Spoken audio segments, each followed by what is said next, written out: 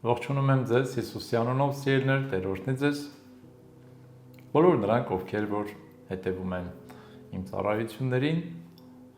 համացանցում գիտեն, որ մենք այս ընթացքում խոսում ենք առակների մասին։ Հիսուսը բազմաթիվ առակներ պատմեց եւ այդ առակներից ամեն մեկը ունի իր յուրահատուկ նշանակությունը, իր հոգևոր դասը, խրատը, որը մեզ օգնում է ավելի լավ ճանաչել Աստծուն, ավելի լավ ճանաչել կյանքը, աշխարհը, ինքներս մեզ, Աստծո խոսքը, Աստծո կամքը հասկանալ, մեր կյանքի համար հատուկ ուղենիշներ ունենալ Աստծուց եւ ապրել Աստծուն հաճելի կյանք։ Իհարկե, այդ առակները մեզ նաեւ սովորեցնում են Աստծո ունեցվածքի մասին, որ ունի մեզ համար, եւ նաեւ մեզ քաջալերում են, որպեսզի վերցնենք դրանք, սեփականացնենք եւ վայելենք։ Որտեւ եթե այս աշխարհի մարդիկ մեղքի կյանքի մեջ ապրելով, այսպես ճակերտավոր ասած, վայելում են այս կյանքը եւ իր ճակերտավոր ասած բարիքները կամ հաճույքները, առավել եւս մենք որպես Աստծո զավակներ ունենք հնարավորություն Աստծո բարիքները վայելելու, որոնք իրոք բարիքներ են եւ Աստծո այդ ուրախության եւ հաճույքի մեջ ապրելու, որ իրական բավականություն է, իրական բավարարվածություն է բերում մեր հոգուն, բերում է ուրախություն, նաեւ առողջություն մեր մարմնին, մեր մտքին եւ մեր կյանքը օրհնված է լինում։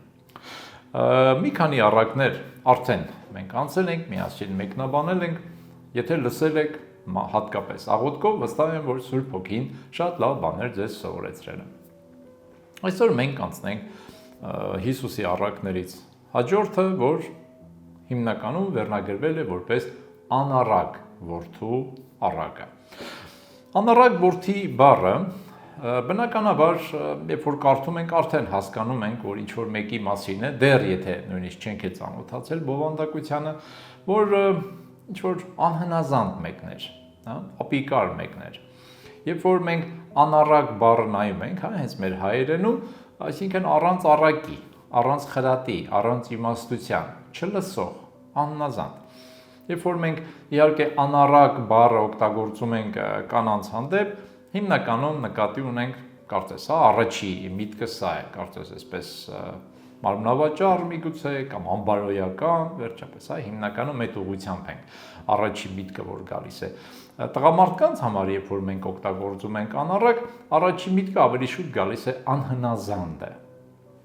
չլսողը եւ հատկապես այսպես ասենք, Աստծուն կամ մեծերին, ծնողին եւ կյանքի դասեր չսովորող անձնավորություն։ Հիմա վերնագիրը իհարկե մարդիկ են դրել, հասկանում ենք, նույն հաջողությամբ ես ինքս օրինակ այս առակը կվերնագրեի հոր սիրտը, հոր սերը, որովհետև ես ավելի շատ այստեղ ուզում եմ տեսնենք հորը, որ Աստծո պատկերն է այստեղ կրում կամ խորհուրդը,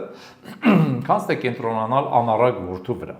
բայց ինչ որ մեկ այդպես է վերնագրել։ Մենք կարող ենք մեր վերնագիրը դնել, որովհետև վերնագրերը արդեն ասել եմ, դրանք Սուրբ Հոգուց ներշնչված չեն, դրանք աստվածաշնչյան չեն, դրանք ուղղակի թարգմանողը կամ տպագրողը վերջապես այդպես է հարմար գտել բաժանումների համար։ Եվ այս պատմությունը կամ այս առակը, որ Հիսուսը պատմեց եւ մեկնաբանեց, հիմնականում գրված է Ղուկաս ավետարան 15-րդ գլխի 11-ից մինչեւ 32-րդ խոսքը։ Հատվածը բավականին մեծ է եւ մենք կփորձենք իրեն ուսումնասիրել։ Սկզբից կկարդանք ամբողջ առակը եւ հետո հերթով կնայենք։ Եվ ասեց. մի մարդ երկու որդի ուներ։ Եվ նրանցից փոքրը հորն ասեց. հայր, քո ստացվածքից ինձ հասանելիք բաժինը տուր ինձ։ Նա էլ բաժանեց նրանց իր ունեցածը։ Շատ օրեր չանցած փոքր որդին բոլոր բաները հավաքեց եւ հեռու երկիր գնաց եւ այնտեղ անառակությամբ ապրելով իր ունեցածը փչացրեց։ Ու երբ ամեն բան վերջացրեց կամ կորցրեց, այն երկրի մեջ սաստիկ սով եղավ եւ ինքը սկսեց չքավոր լինել։ Եվ գնաց այն երկրի քաղաքացիներից մեկի մոտ մտավ, նա էլ իր ագարակ ուղարկեց նրան խոզեր արածեցնելով համար։ Եվ փափագում էր խոզերի կերած եղջյուրից իր փորը լցնել, եւ մեկը չէր տալիս նրան։ Եվ ինքն իրեն գալով ասեց. Քանի բանվորներ կան իմ հորը տանը հացով լցված, ու ես այստեղ սովամա կորչում եմ։ Ելնեմ, գնամ իմ հորս մոտ եւ ասեմ նրան. հայր, մեղանչեցի երկնքի դեմ եւ քո առջեւ, ես այլևս արժանի չեմ քո որդին կոչվելու, ինձ քո վարձկաներից մեկին պես արա։ Ու ելավ իր հոր մոտ եկավ։ Եվ մինչդեռ ինք շատ հեռու էր, հայրը տեսավ նրան եւ գութը շարժվեց եւ վազելով նրա պարանոցի վրա անկավ ու համբուրեց նրան։ Որդին էլ ասեց նրան. հայր, մեղանչեցի երկնքի դեմ եւ քո առջեւ, եւ այլևս արժանի չեմ քո որդին կոչվելու։ Բայց հայրն ասեց իր ծառաներին. հանեք առաջի պատմուճանը եւ հագցրեք նրան, եւ մատանի դրեք նրա ձեռքը եւ կոշիկներ նրա ոտքերը, եւ պարարձվարակը բերեք, մորթենք եւ ուտենք եւ ուրախ լինենք, որտեւ այս իմ որդից մեռած էր ու կենդանացավ եւ կորած էր ու գտնվեց, եւ սկսեցին ուրախություն անել։ Եվ նրա մեծ որդին ագարակում էր, ու երբ գալիս էր եւ տանը մոտեցավ, նվագարանների եւ պարերի ձայներ լսեց։ Եվ ծառաներից մեկին իրեն մոտ կանչելով հարցնում էր, թե այս ինչ է։ Նա էլ ասեց. եղբայրդ եկավ եւ հայրդ պարարձ վարակը մորթեց, որովհետեւ ողջ առողջ հետ գտավ նրան։ Եվ ինքը բարկացավ ու չէր ուզում ներս մտնել, ուստի իր հայրը դուրս ելնելով խնդրում էր նրան։ Եվ նա պատասխան տալով ասեց հորը. ահա այսքան տարի է, որ քեզ ծառայում եմ, եւ բնավ քո խոսքից դուրս չելա, եւ ինձ երբեք մի ուլ չտվեցիր, որ իմ բարեկամներիս հետ ուրախություն անեի, բայց երբ եկավ այդ քո որդին, որ քո ունեցվածքդ անառակների հետ կերավ, նրան մորթեցիր պարարտ սվարակը։ Եվ նա ասեց նրան. որդյակ, դու միշտ ինձ հետ ես, եւ իմ բոլոր ունեցածը քոնն է, սակայն պետք է ուրախ լինել եւ խնդալ, որովհետեւ այս քո եղբայրդ մեռած էր ու կենդանացավ, կորած էր ու գտնվեց։ Ամեն։ Առակը ինքը իրենով արդեն մի հիասքանչ, կարելի է այսպես փոխաբերական իմաստով ասել, կտավ է։ Երբ որ կարդում ես, այնքան կենդանի է լեզուն, այնքան իրական է այդ պատկերները, որ եթե մտքով կարողանում ես իրենց պատկերացնես, այդ մտապատկերը կարծես մի ֆիլմ լինի, այսպես, ժամանակակից լեզվով ասած։ Կարծես պատկերացնում ես այդ ամբողջ ընթացքը եւ ինքը շատ սրտառուչ է, շատ ազդեցիկ է, դրամատիկ է։ Այս առակի հետ կապված թատրոններ, ներկայացումներ նկատի ունեն, ֆիլմեր, գրքեր, գրվել են, քարոզներ, քարոզվել են, ուսուցումներ, օրինակներ, նկարներ եւ այլ, բազմաթիվ բաներ, Անառակ որդու այդ նկարներից մեկը, գեղանկարներից իմ շատ սիրած դրվագներից մեկն է, երբ որ հայրը այսպես գրկում է իր որդուն եւ հոր ձեռքերի մեջ այնքան սեր եւ հոգատարություն կարելի է տեսնել, որ կարծես գտա իմն է, այլևս իմն ես, այլևս չեմ կորցնի, այլևս չեմ թողնի գնաս։ Վերջապես շատ հզոր պատմություն է։ Հիսուսը կարծում եմ իր առակները նույնիսկ, թե դրանք պարտադիր չէ, որ իրական պատմություններ լինեն, բայց կարծում եմ վերցնում էր իրական կյանքից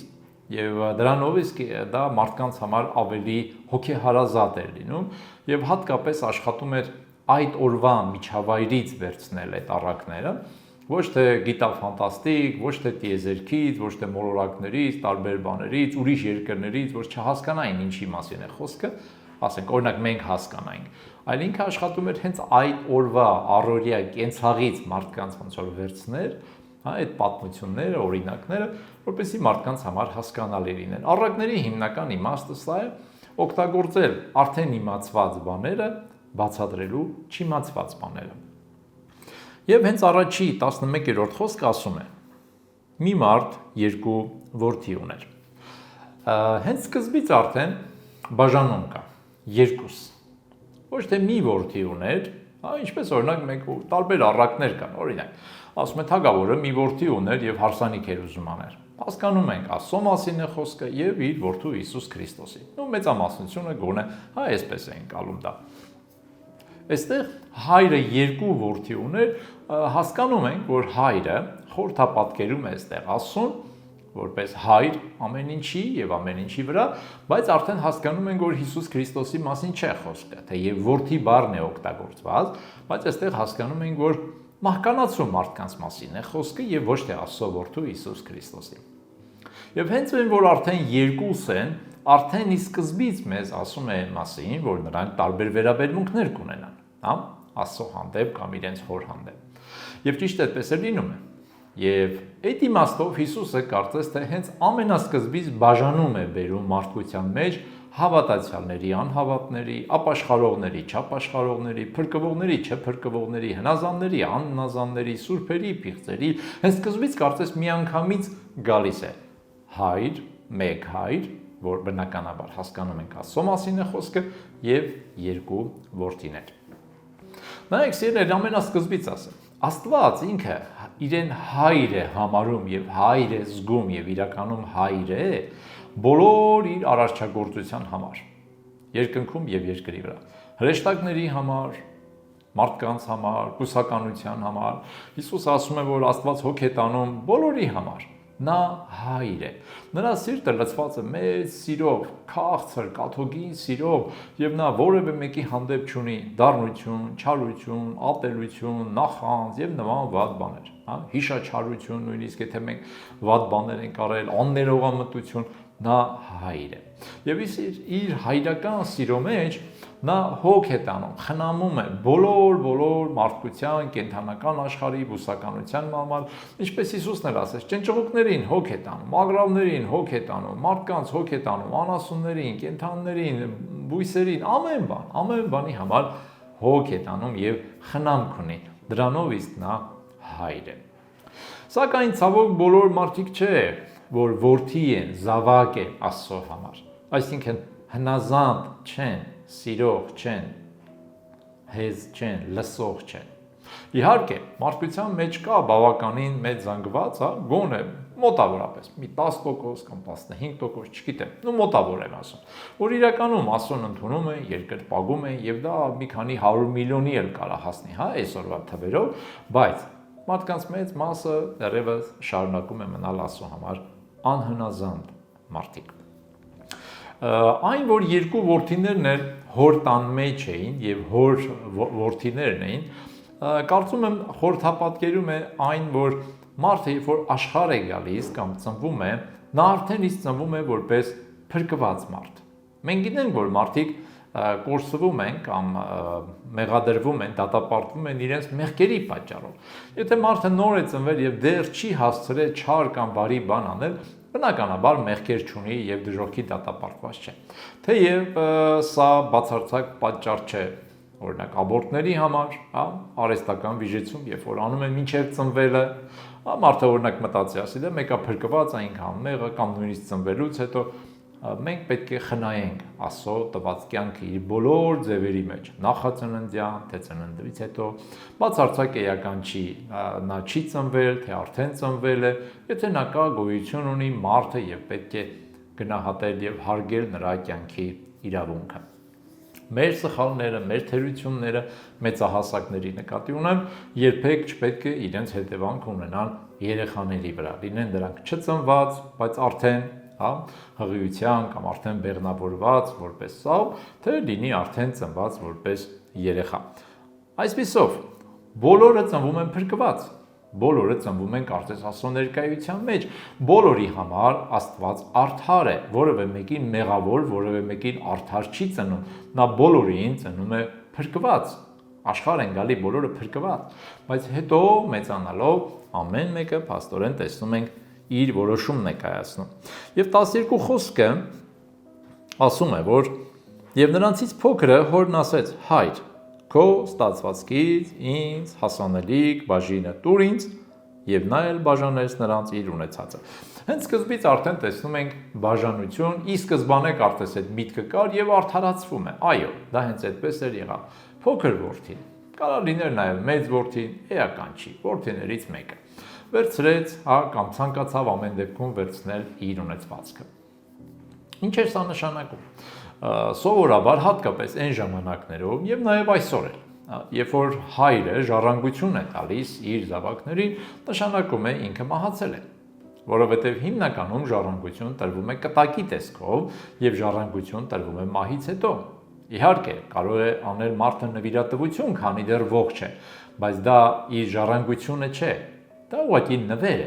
բայց այստեղ հայրը նվեր չտվեց, նա նվեր չուզեց հորից, Նա իր հասանելիք ուզեց,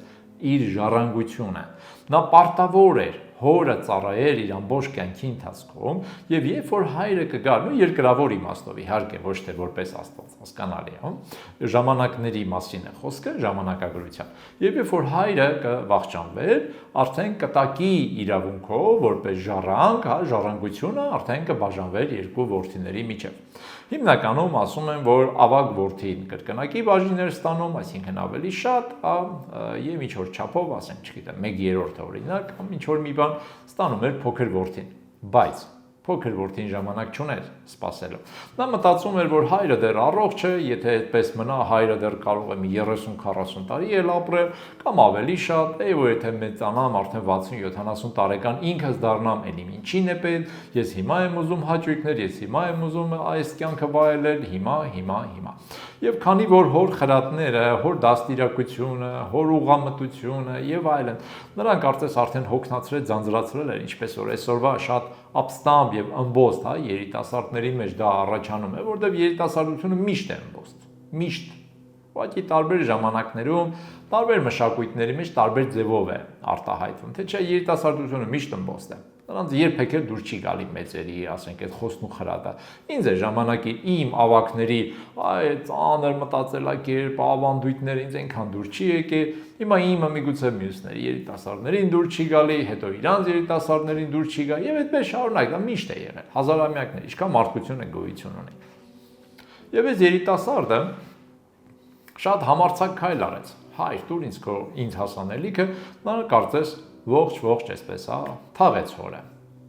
որովհետև դրանից հետո նրա համար հայրը այսօր կմեռներ, թե վաղը, այլևս տարբերություն չկար։ Որովհետև եթե վաղն է մահանար հայրը, միևնույն է արդեն ինքը ժառանգությունը վերցրել էր, իրեն ոչինչ չէր հասնելու, եթե 50 տարի էլ հայրը ապրեր, դարձար իր համար միևնույն էր, որովհետև ինքը արդեն իր ժառանգությունը ստացել էր։ Մեծ որդին ստիպված էր սпасել, բայց փոքր որդին չէր ուզում սпасել, եւ նա իր բաժինն էր ուզում։ Հայրը կարող էր չտալ նրա բաժինը, ասել ոչ, որևէ մեկը իրավական ուժ չուներ, հորը ստիպելու, որպեսզի ժառանգությունը տալ, որտեղ ավանդույթն ասում էր, իրեն ժամանակների, որ պետք է սпасել։ Բայց հայրը բարի գտնվեց։ Այդպիսին է Աստված։ Նա երբեք ոչ մեկի չի ստիպում, որ իրեն ծառայեն։ Նա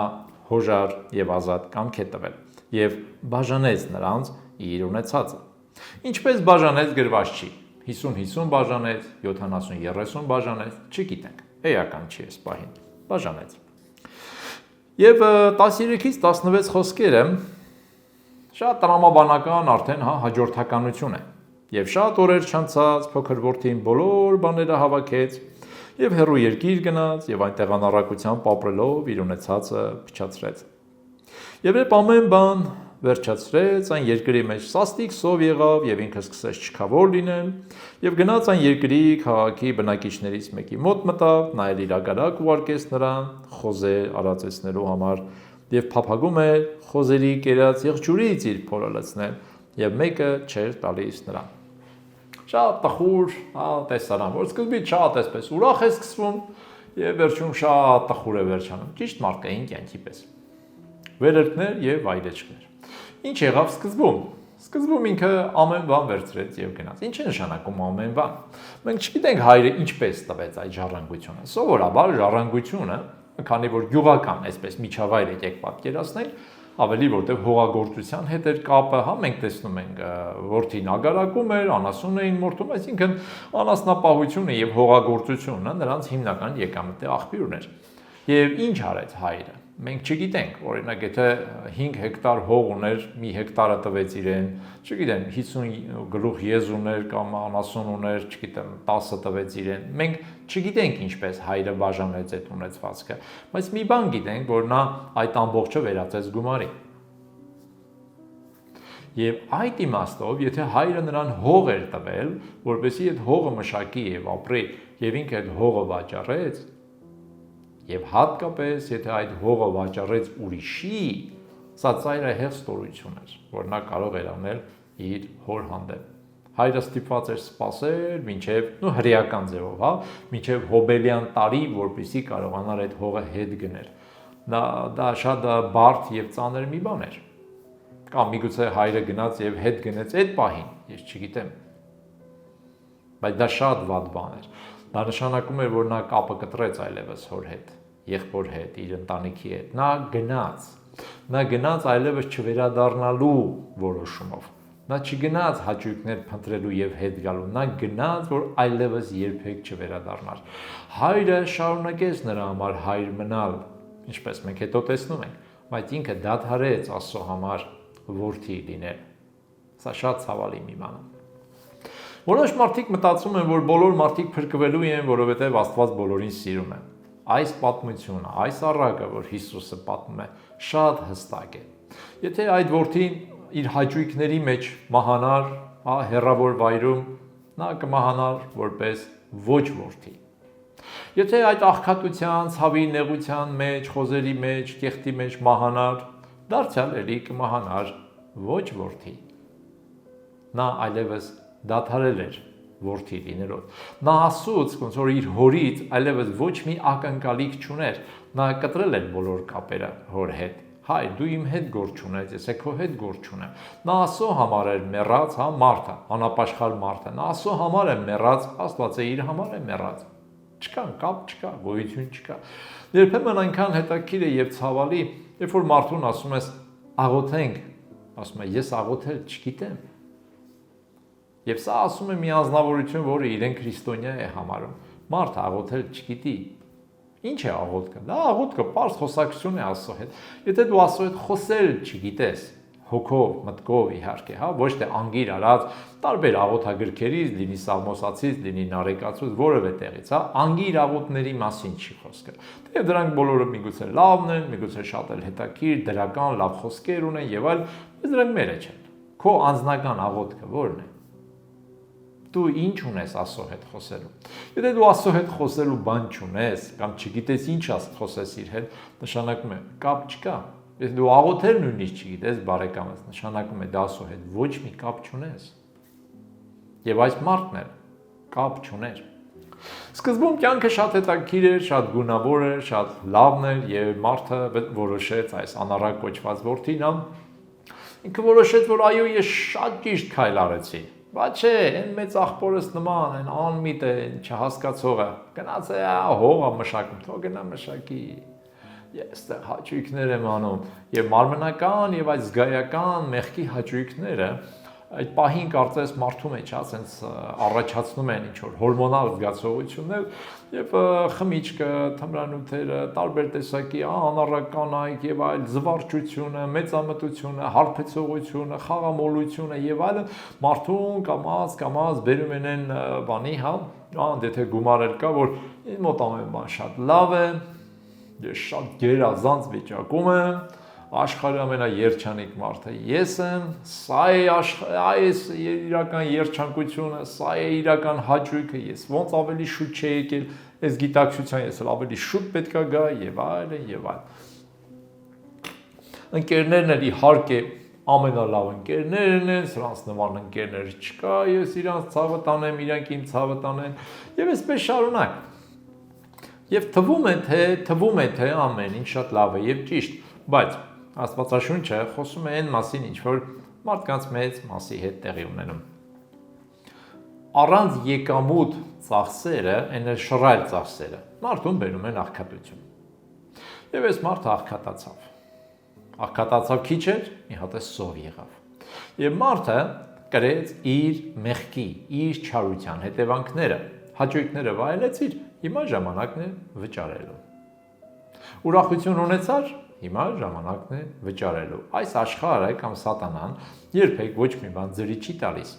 Ինչպես որ հավին ինչպես են կուտ տալիս, չէ՞, ասենց կուտը լցնում են կամ աղավնիները, բերում են եւ երբ որ մտցնում են արդեն բունը, դուրը վրայից փակում են։ Արդեն ժամանակն է, որ ձուղացես, արդեն ժամանակն է, որ այս ինչ անես կամ այն ինչ անես, կամ քեզ մորթելու ժամանակն է։ Այդ ճիշտ այդպեսին է սատանան։ Նա մարդկանց կուտ է տալիս, բառի բուն իմաստով։ Ես փողոցային բառապաշար չեմ օգտագործում։ Ուղղակի այդպես փոքր բաներով մարդկանց կարծես տալով հաճույքներ, տալով հետաքրքրություն, մարմնական մարդուն գայթակղում է, խայծ է դնում, ինչպես որ ձուկը կարող են որսալ։ Ինչպես որ թռչուն կարող են որսալ։ Այդպես բերում է, գցում է թակարդը եւ այսօր մարդը շատ եւ շատ մարդկանց կարելի է տեսնել մեղքի ծուղակը ընկած։ Եվ այս մարդը հայտնվեց, որ ինքը իր կարծիքով ամեն այսպես բարձունքում էր, գագաթում էր, ասենց ինքը իրան լավ տղա էր զգում, հիմա դառել էր արդեն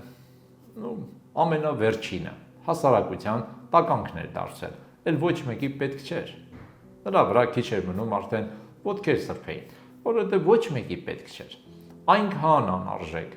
այնքան անպիտան, որ նույնիսկ խոզարածեցնելու էին ուղարկել։ Իհարկե չգիտեմ ինչու էին այս քաղաքի քաղաքացիները խոզ պահում, հрьяաներ էին, հрьяաներ չէին, դա էական չի, բայց սա ցույց է տալիս մեղքի իրական հատուցումը եւ վարձատրությունը։ Եվ սա մի իրավիճակ է սիրներ, որ բացարձակ կարևոր չի, աշխարհի մարդը արդյոք փողկապով է այդ խոզերը արածեցնում, շատ թանկարժեք հագնված, թե ցնցոտիների մեջ է։ Խոզերը այստեղ պղծության խորհուրդ ունեն, անմաքրության, որտեղ Տերը պատվիրում է, որ խոզի միշտ չուտեն, խոզին չդիպչեն, դրանով իսկ ցույց տալով կարծես խորհրդապատկերով, որ պղծությունը, անմաքրությունը, ոչ թե որ խոզին իրանից վատ կենթանի է կամ հիմա է մաքրվել, չէ, կենթանիներն են, խոզը։ Ինչպես որ մնացած բոլոր կենթանները, բայց ինքը այսպես խորհրդապատկերում էր կարծես, հա, անմաքրություն, պղծություն, հատկապես որ հեթանոսները այն զոհում էին իրենց աստվածների, շատերը դրա համար Աստված կարծես բաժանում էր դրե մաքուր, անմաքուր, հա, իրեն զոհելու կենթանիների եւ իրեն չզոհելու կենթանիների, եւ այս մարդը հասել էր մեղքի ամենածանր վիճակներին։ Եվ այդ ժամանակավոր եւ խաբուսիկ հաճույքները ոչ թե մեկի, ոչ թե երկուսի, այլ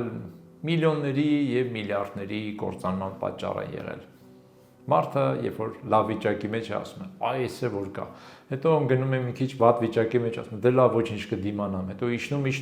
է, հասնում ամենավատ վիճակին, դե ինչ անեմ, ասում է, հիմա իմ կյանքն էլ այդպես դասավորվեց։ Խմողների մեծ մասը այդպես է, հարբեցողների։ Նրանք սկսում են թանկարժեք խմիչքներից։ Հետո մի քիչ ժամանակ է անցնում, գումարը չի երիքում, որտեղ չի աշխատում, եկամուտ չունի, սկսում է ավելի էժան առնել, ասում է, դե ոչինչ հիմա էս էլ արաղ, դե հիմա։ Հետո մի ժամանակ անցնում է, դրա համար է գումարը չի երիքում, ամենաէժանինն է հերիքում, ասում է, դե հիմա ոչինչ, դե հիմա էդ էլ են արտադրել, էդ էլ է արաղ, վերջապես, այդպես։ Ինքը իրեն մխիթարելով, հետո դրա գումարն է չի ունենում, սպասում է տեսնի ով կարող է առնել, որպեսզի մի բաժակել իրեն հյուրասիրել։ Եվ այսպես կյանքը ստորացնում եւ ցածրացնում է։ Ինչ է ասում Սուրբ Գիրքը, փաստորեն այս մարդուն որտեղից այդ ամբողջ ունեցվածքը սիրներ, իր հայրն էր տվել։ Նմանապես այս աշխարհի հաճույքները մարդիկ վայելում են Աստծո տված տաղանդների եւ շնորհների հաշվին։ Մեկը երգելով, մեկը, չգիտեմ, փորագրելով, մեկը շինարարությունով, մեկը բիզնեսով, մեկը այսպես, մեկը այնպես։ Ամեն մեկը Աստծոց առած իրենց տաղանդներն օգտագործում են, որպեսզի իրենց մարմնական հաճույքները բավարարեն, բայց մոռանում են եւ արհամարում են, որ դա Աստված է իրենց տվել։ Սիրելի, դա Աստված է քեզ տվել քո տաղանդները, խելքը, շնորհքը, այդ դու ես դրանք օգտագործում մեղքի համար, խաղամոլության համար, մարդկանց խաբելու համար, կամ վերջապես տարբեր բաների, հա, դավաճանության համար, այդ դու ես դրանք դրա համար օգտագործում։ Իրականում Աստված դրանք ինքն է քեզ տվել եւ դրանք տվել է քո բարօրության համար։ Բայց ինչ է լինում, երբ որ մարդը չի լսում Աստծուն, հասնում է այս վիճակին եւ 17-ից 20 խոսքեր այսպես են ասում։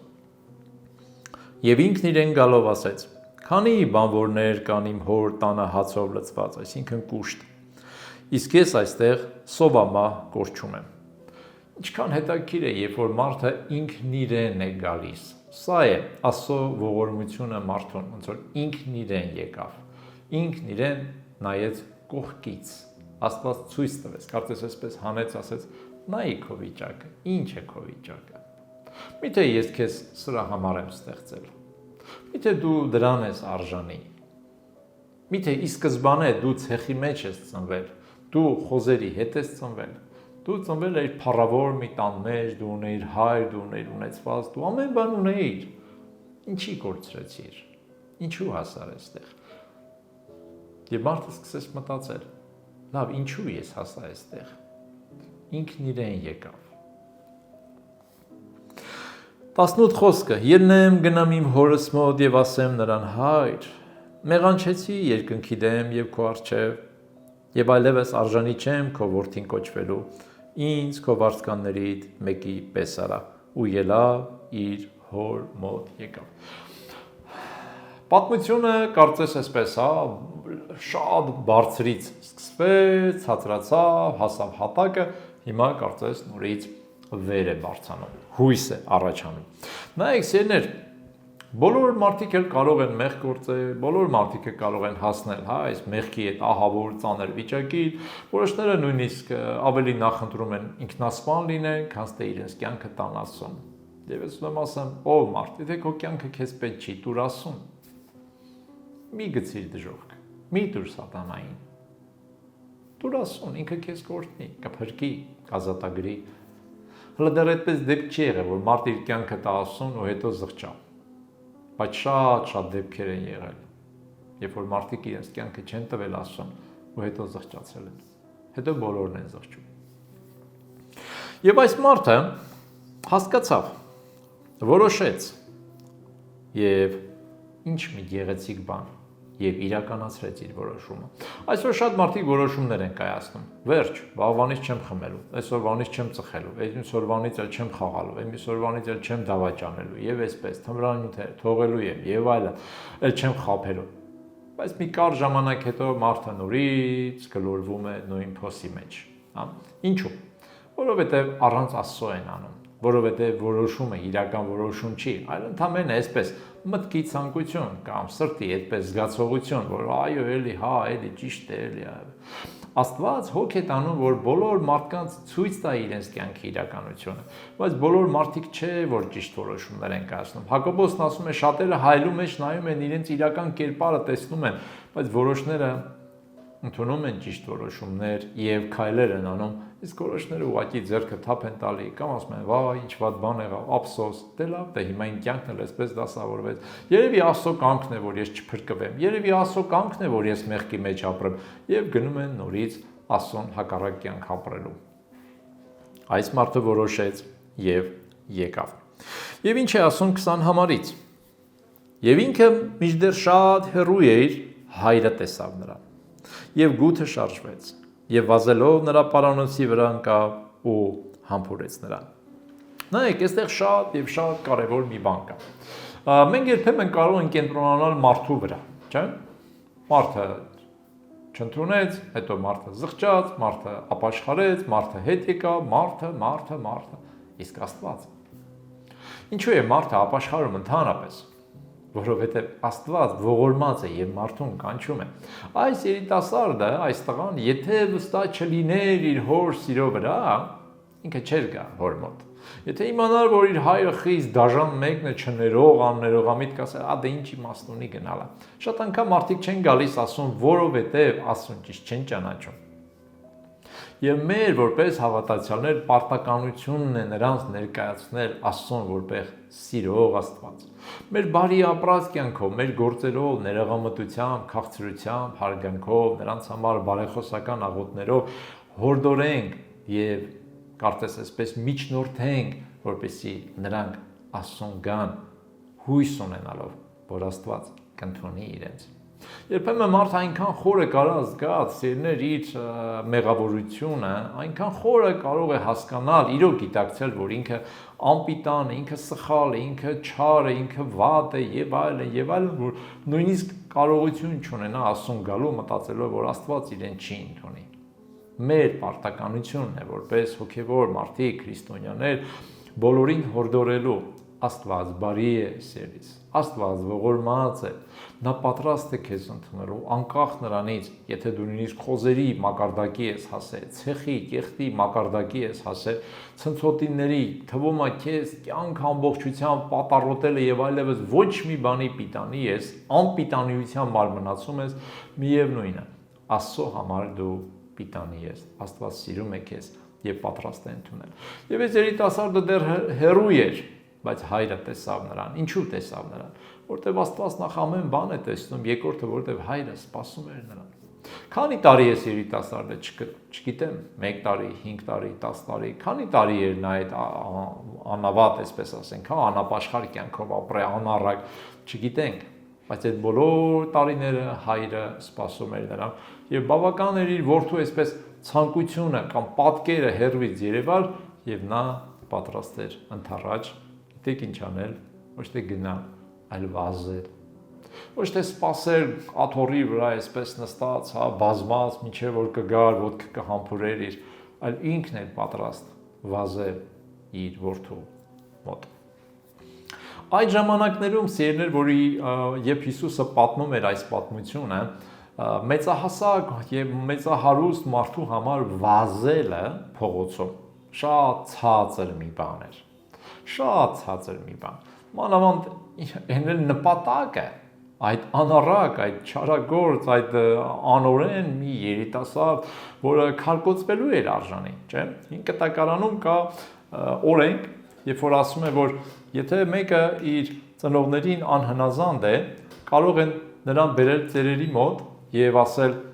այս երեխան այսպեսին է, այսպեսին է, այսպեսին է, հա, չի լսում, չի հնազանդում եւ նույնիսկ քարկոծեն նրան, պատժեն նրան։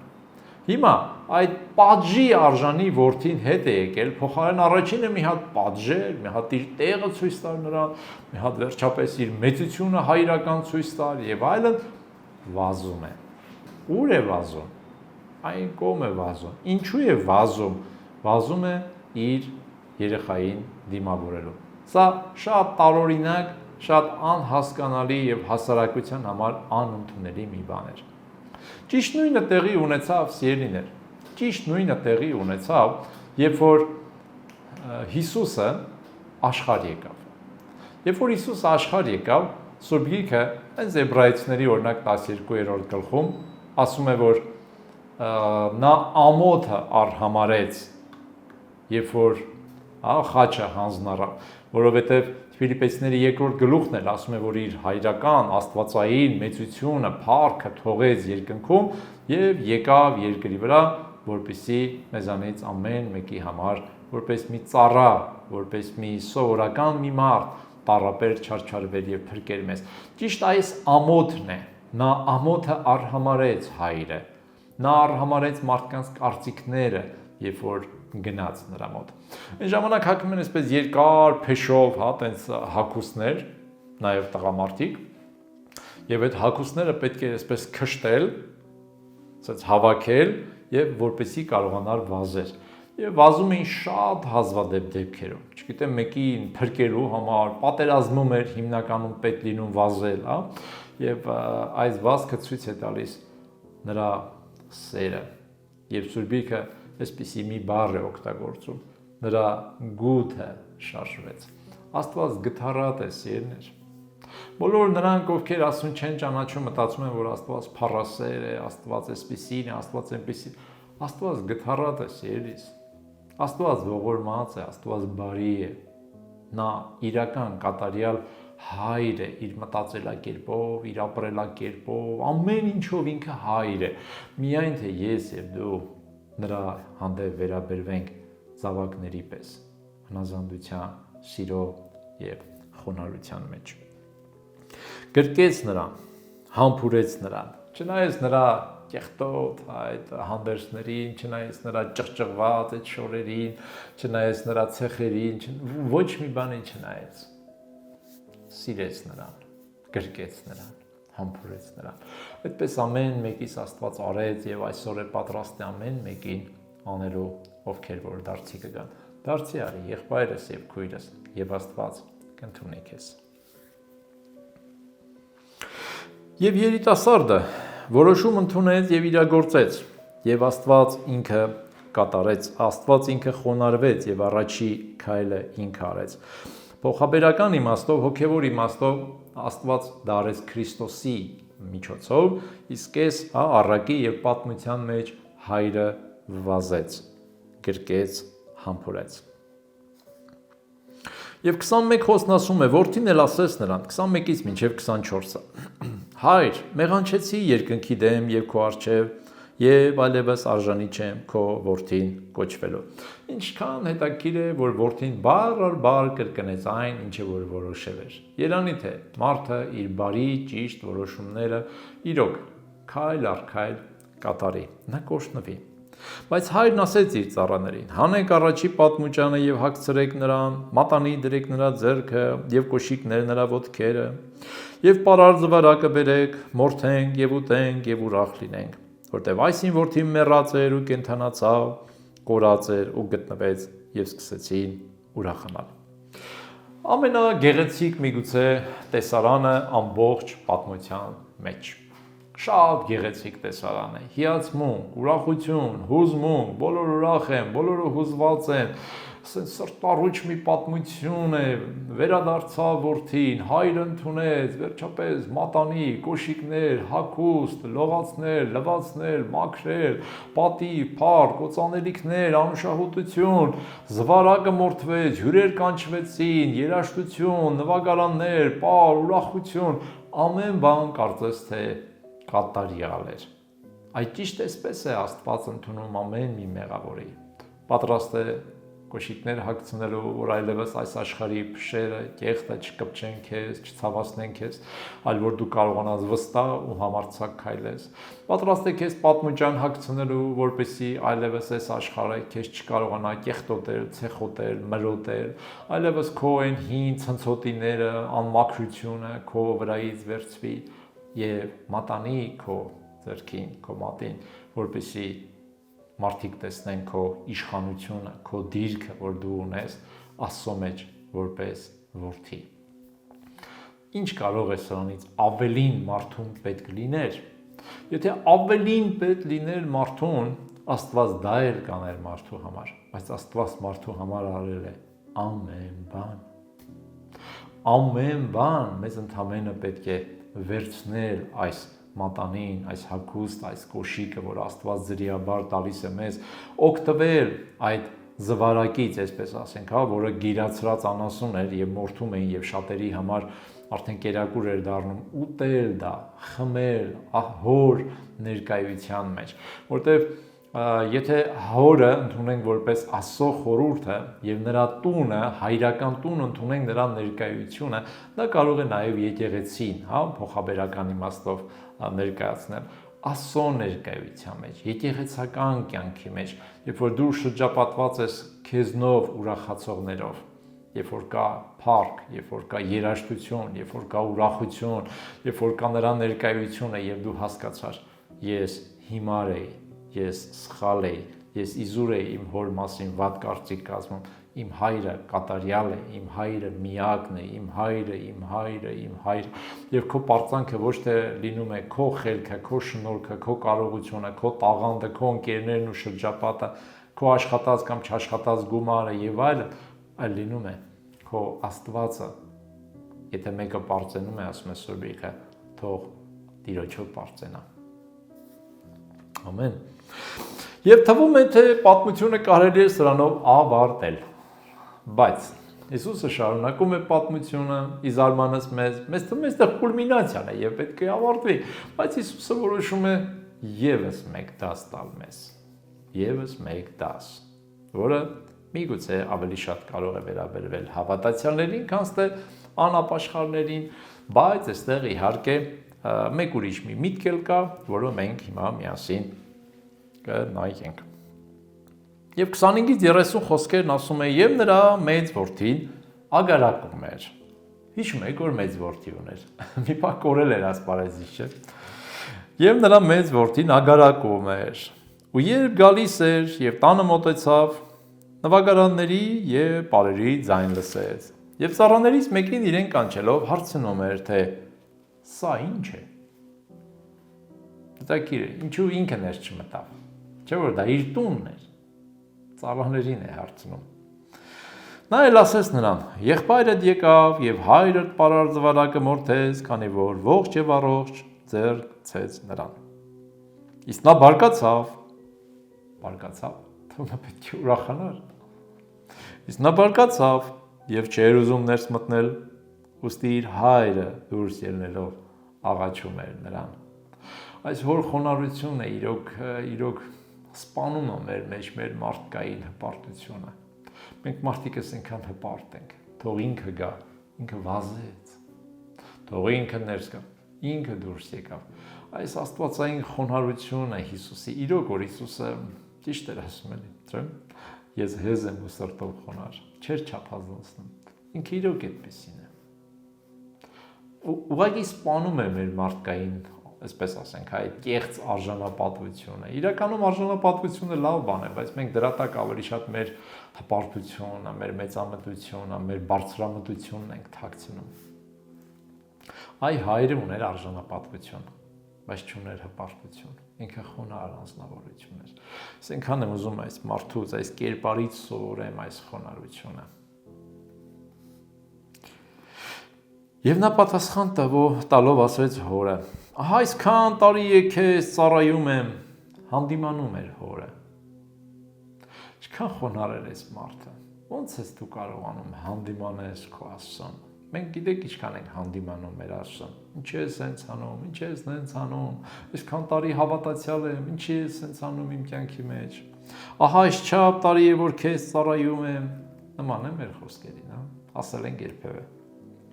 Ու բնավ քո խոսքից դուրս չելա ստախոս։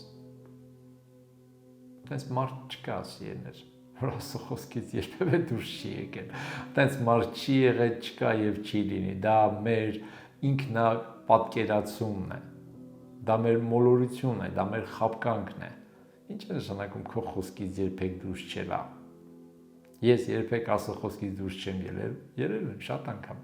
Այո, միգուցե չեմ գնացել աշխարհի կյանքի մեջ, չեմ ապրել մեղքի կյանքի մեջ, ու նկատի ունեմ Հիսուսին ընդունելուց հետո, բայց ես ոնց կարող եմ ասել, թե ես երբեք Հիսուս քո խոսքից դուրս չեմ եկել։ Արդեն իսկ դուրս եկա։ Արդեն իսկ, որտեղ Սուրբիկ ասում է, որ արդար չկա եւ ոչ մեկը չկա։ Բնավ քո խոսքից դուրս չելա եւ ինձ երբեք ուլ չտվեցիր, որ իմ բարեկամներիս հետ ուրախություն անեի։ Հորդ հետ ուրախություն անեի։ Քո ընտանիքի անդամների հետ ուրախություն անեիր։ Բայց երբ եկավ այդ քո որդին, ոչ թե իմ եղբայրը, այլ քո որդին, որ քո ստացվածքը տանառակների հետ կերավ, նրան մորթեցիր պարարտ զվարակը։ Սերեր, այստեղ մի քանի բաներ կա, որ ես ուզում եմ միասին տեսնենք։ Նայեք, եթե նորից եմ հիշեցնում,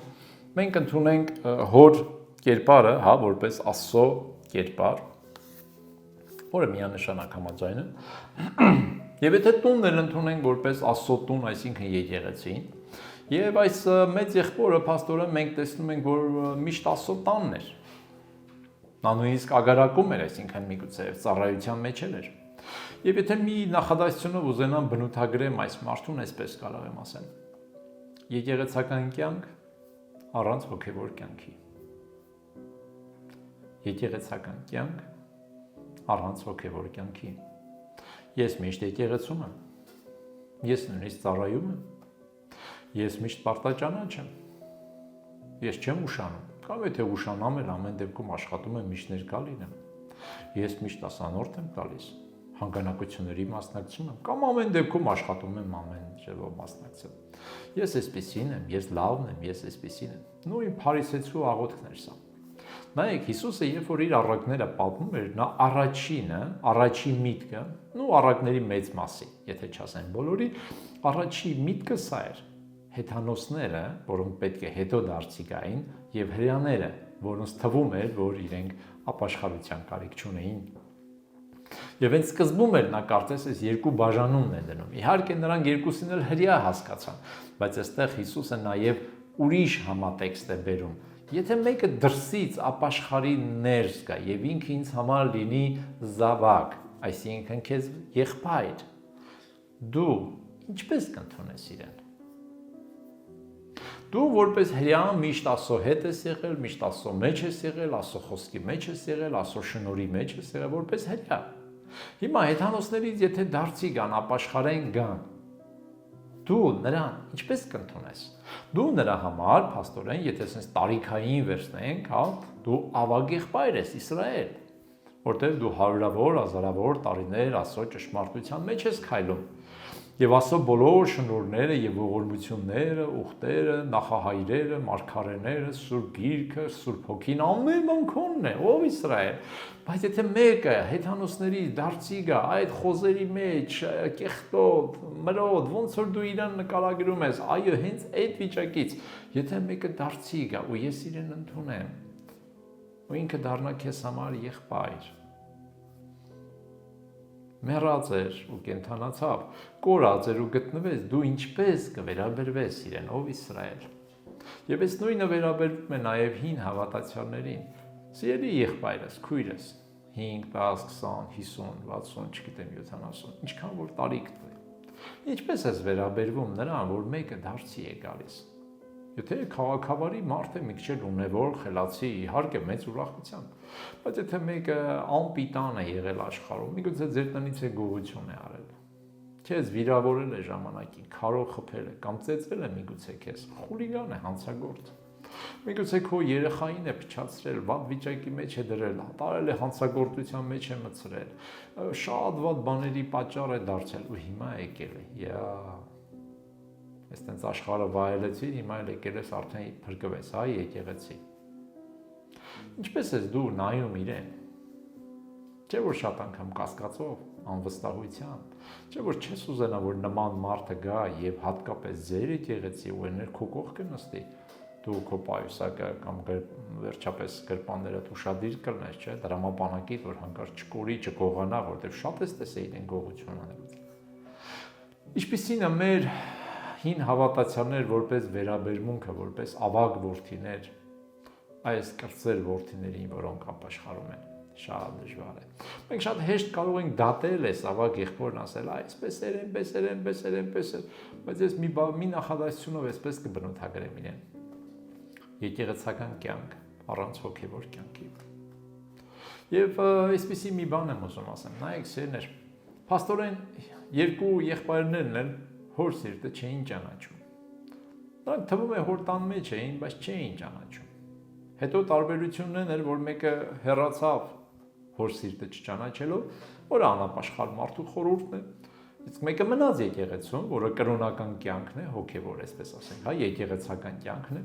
բայց նա էլ հոր հետ ժամանակ չէր տրամադրել։ Ինչու համար մեծ եղբայրը չէր գնացել փոքր եղբորը փնտրելու։ Որովհետև միգուցե ատում էր նրան, միգուցե չէր սիրում նրան, միգուցե զզվում էր նրանից, միգուցե իր գերազանցությունն էր ուզում ցույց տար, իր ավելի լավը լինելը։ Տարբեր պատճառներ։ Մենք որպես ավակներ, սիրներ կարիք ունենք այդ դրսի մարդկանց համար աղոթելու, բարեխոսելու, գնալու,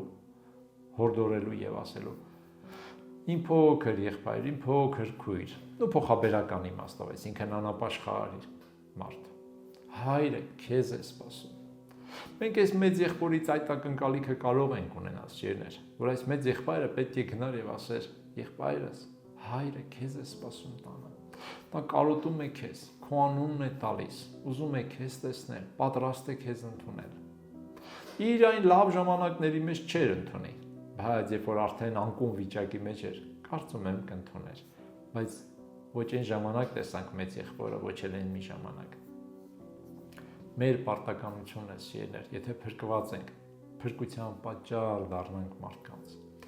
սիրենք մարդկանց։ Նայեք, Աստված իր բոլոր հատկությունները, սիրներ, մեզ տալիս է, որպեսզի մենք դա մարդկանց հանդեպ օգտագործենք։ Սերը, համբերությունը, քաղցրությունը, երկայնմտությունը, ժուշկալությունը, դրանք բոլորը մարդկային փոխհարաբերությունների համար են։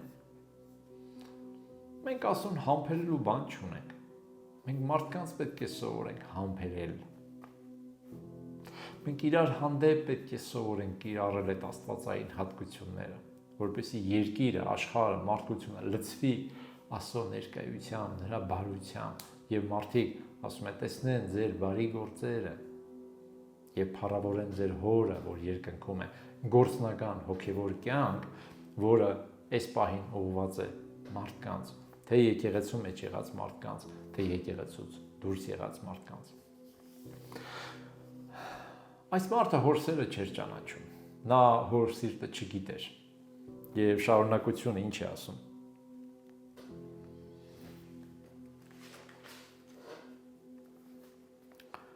31 եւ 32 խոսքերը։ Եվ նա ասեց նրան. «Որդյակ, դու միշտ ինձ հետ ես, եւ իմ բոլոր ունեցածը քոնն է»։ Սա վերաբերում է թե Իսրայելին, Հիսուսի ժամանակներում, որտեղ ինչ որ կար Իսրայելինն էր, հա։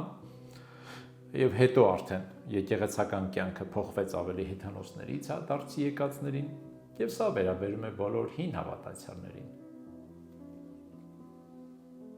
Սակայն պետք է ուրախ լինել եւ ցնծալ, որովհետեւ այս քո եղբայրը մեռած էր ու կենդանացավ, կորած էր ու գտնվեց։ Ինչքան լավ է սիրներ, երբ որ մենք ճանաչենք մեր Աստծուն։ Աստված ուզում է, որ մենք ճանաչենք իրեն, որ ինքը մեղավորին սիրում է։ Ինչ է զգում Աստված մեղավորի հանդեպ։ Գութ, ողորմություն։ Մենք երբեմն խոսում ենք անեծքի մասին, մենք երբեմն խոսում ենք պատժի մասին։ Եվ երբ որ մարդը ապրում է մեղքի կյանքի մեջ եւ տեսնում ենք մարդու կյանքի մեջ վատ իրավիճակներ, մենք հաճախ մտածում ենք, որ դա անեծք է, մտածում ենք, որ դա Աստծո պատիժն է։ Այո, կարելի է բառերով էլ բնութագրել։ Իհարկե, մեղքը բերում է անեծք եւ մեղքը բերում է պատիժ։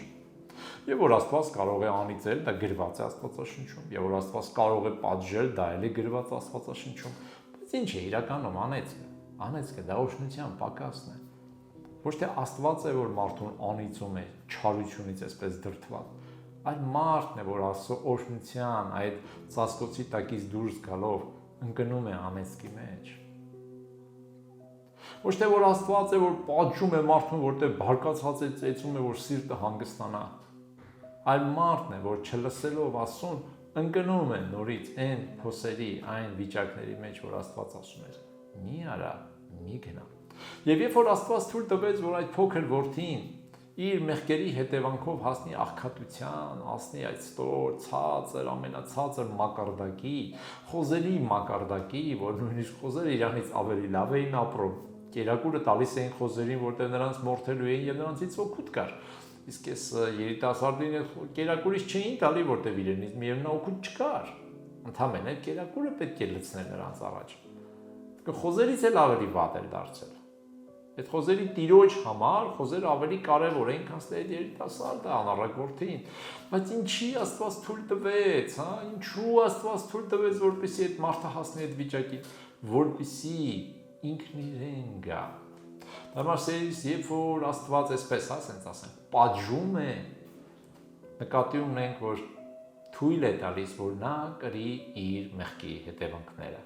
Ինչու՞, որտեղ մեղքի հետևանքները ցավոտ են։ Եվ ինչ են անում նրանք արթնացնում են մարդուն։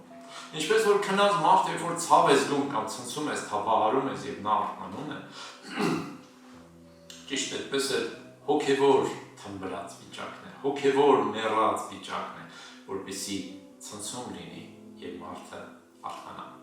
Իրանք մենք սիրներ այս առակը կարողանանք ավելի խորը հասկանանք, թող Սուրբ Ոգին խոսի մեզ հետ։ Եթե ինչ-որ մեկը սա լսում է և անապաշխար է, կամ կիսը ապաշխար, կամ հեռացել է Աստծուց, Աստված կոչ է անում, արի, և ես կընդունեմ քեզ։ Աստված նախորդ քեզ տեղակ է պահում, որ քո հանդեպ գութ է զգում, սիրիս, բարություն և ողորմություն։ Եթե մենք հավատացյալներ ենք, մանավանդ հին հավատացյալներ, որը ուրախալի է և հիանալի, հասկանան և զգան, թե Աստված ինչ է զգում անապաշխար մարդկանց կյանքում հանդեպ, այդ անհավատարիների հանդեպ, այդ անհավատների հանդեպ ինչ է զգում։ Գութ, բարություն, ողորմություն, նա չարության տրամադրված չի նրանց հանդեպ, սիրելիներ։ Եվ Աստված ինչ է ուզում, որ մենք զգանք նրանց հանդեպ, նույն գութը, նույն ողորմությունը, աղոթելու նրանց համար և խոսքը փոխանցելու։ Եվ երբ որ Աստծո ողորմության մեկը դարձի գա, այս ուրախության մեջ մտնելու։ Եվ Աստված այնքան ասում է, որպես այսպես ինքնաբերաբար հասկանալի է եւ տրամաբանորեն հոգեվոր իհարկե տրամաբանությամբ պետք է այդպես լիներ, պետք է ցնցալ եւ ուրախանալ։ Իսկ եթե դու իմ սիրտը ճանաչեիր, եթե դու իմ սիրտը ունենայիր, դու էլ ինձ հետ միասին ուրախանայր ու կցնցայր, որ մեկ հոգի եւս դարձի եկավ։ Վերորդից ես սիրիներ, այսքանն էր, ինչ որ ուզում էի փոխանցել այս առակի կապակցությամբ, խնդրում եմ որպեսզի աղոթեք, որպեսզի որպեսզի Աստված ավելի իմաստություն տա եւ ավելի խոսի ձեզ հետ, որպեսզի հայտնություններ տա ձեր անձնական կյանքի հետ կապված, որտեղ ես խոսում եմ ընդհանուր բաներ, բայց Սուրբ Հոգին ունի անհատական բաներ ամեն մեկիս հետ խոսելու, եւ նաեւ խնդրում եմ, որ աղոթեք այս ծառայության համար, ինձ համար, որպեսզի Աստծո շնորհով փոխանցեմ։ Ներքուստ զգում եմ մղում այս ծառայությունը անելու, տեսագրելու եւ փոխանցելու ձեզ։ Միգուցե նաև պատճառներից մեկը վերջում պարզվի նաև, որ շատ շուտով Հիսուսը գալու է եւ այդ հափշտակությունը լինելու է, եւ միգուցե այստեղ մնացողների համար է, որպեսզի լսեն եւ ապաշխարության եւս մեկ առիթ ունենան։ Թող Տերը օրհնի ձեզ, բայց իհարկե այս պահին անում եմ նրանց համար, որ դեռ մինչեւ հափշտակությունը։ Տերը օրհնի ձեզ։ Ամեն։